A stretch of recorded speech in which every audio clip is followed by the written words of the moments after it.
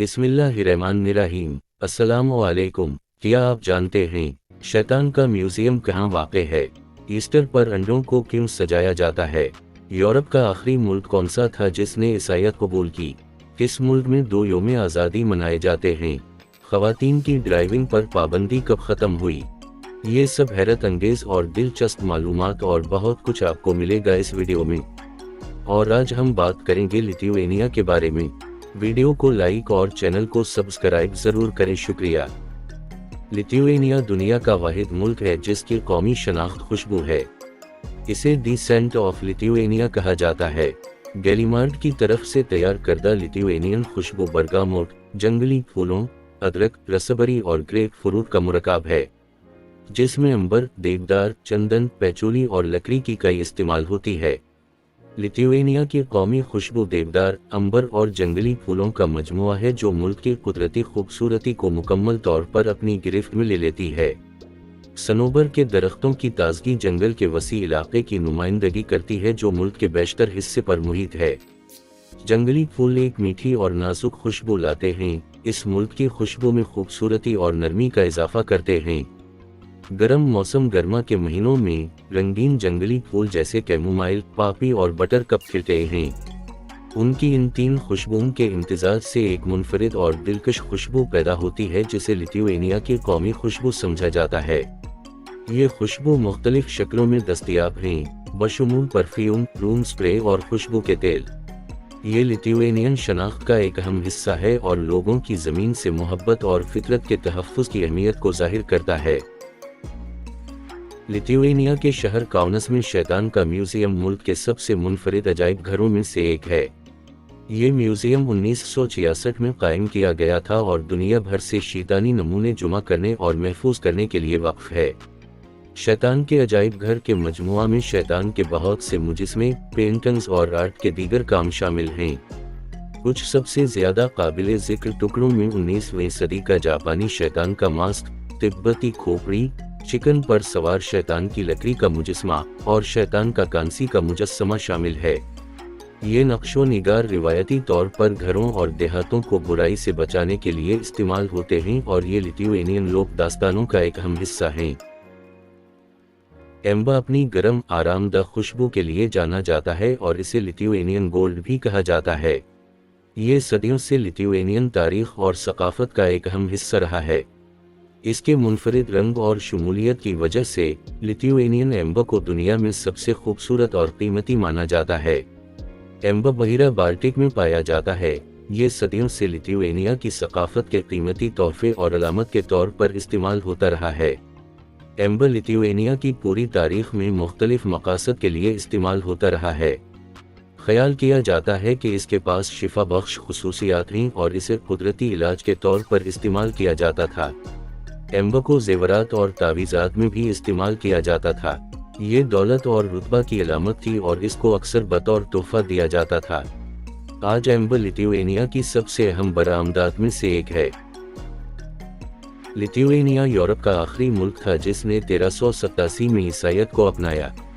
ये रूमी सल्तनत के सरकारी तौर पर तब्दील होने के तकरीबन 1000 साल बाद हुआ था। इससे पहले लिथुआनियन बुनियादी तौर पर रोमवा पर यकीन रखते थे, जो एक मकामी काफिर मजहब था। आज लिथुआनियन बाशिंदों की गालिब अक्सरियत ईसाइयों के तौर पर शनाख्त होती है, लेकिन बहुत सी काफिर रिवायात अब भी मौजूद हैं और बहुत से नौजवान अपनी लिथुआनियन जड़ों को जिंदा करने की कोशिश कर रहे हैं।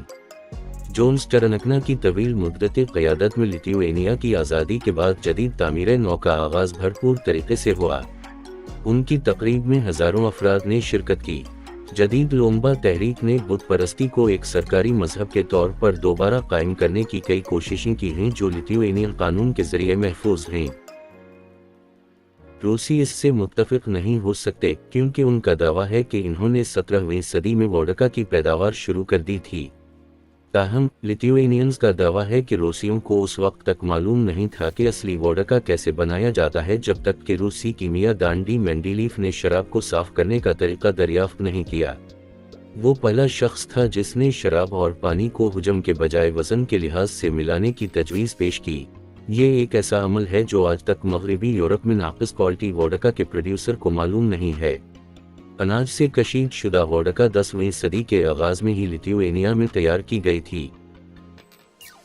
लिथुएनिया में 2 आज़ादी के दिन हैं, फरवरी 16 और मार्च 11। फरवरी 16 वो दिन है जब लिथुएनिया ने 1918 में सोवियत यूनियन से आज़ादी का ऐलान किया था। इस दिन को कौमी तातील के तौर पर मनाया जाता है और ये पूरे लिथुएनिया में मुख्तलिफ सकाफती, तारीखी और सियासी वाक़यात से मुंसलिक है। इस दिन लिथुएनिया की सुप्रीम काउंसिल ने सोवियत यूनियन से लिथुएनिया की आज़ादी की बहाली का ऐलान किया था। इस दिन को लिथुएनिया की आज़ादी की बहाली के दिन के तौर पर मनाया जाता है। दोनों यौम आज़ादी लिथुएनिया की तारीख में बहुत अहम हैं और मुख्तलिफ तकारीब, परेड और तकरीबात के साथ कौमी तातीलात के तौर पर मनाए जाते हैं।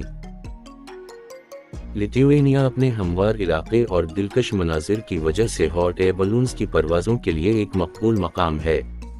दारुल हुकूमत विल्नियस हॉट एयर बलून्स की परवाज़ों के लिए एक ख़ास तौर पर मकबूल मकाम है, जो इसकी बारूक इमारतों और गौथक गिरजाघरों के साथ ओल्ड टाउन के खूबसूरत नज़ारे पेश करता है।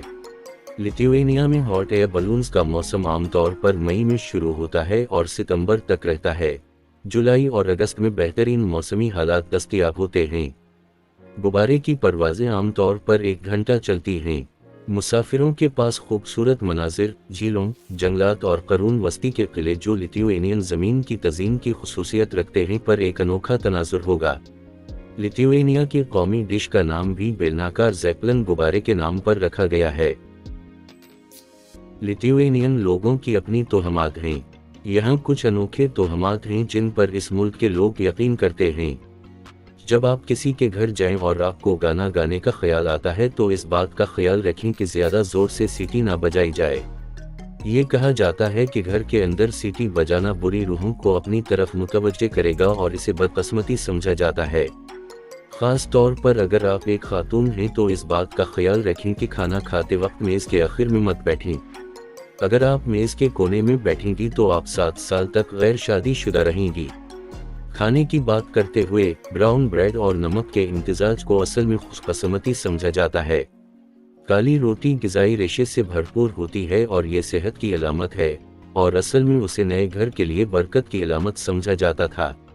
अगर कोई परिंदा आप पर छलांग लगाता है तो इसका मतलब है कि आप अमीर हैं, और अगर आप दहलीज़ अबूर करते हैं और मुसाफिहा करते हैं तो आपकी किस्मत हौलनाक होगी। ईस्टर के अनडे लिथुएनियन ईस्टर की खास बात हैं। रंगीन अनडे जिंदगी और पुनर्जन्म की अलामत हैं। ये ईस्टर की सबसे अहम डिश और ईस्टर की रिवायात और खेलों का बुनियादी मकसद हैं। लिथुएनिया में ईस्टर के अनडे, जिसे आमतौर पर मार्गोचाई कहा जाता है, ईस्टर की तकरीबात का एक अहम हिस्सा हैं।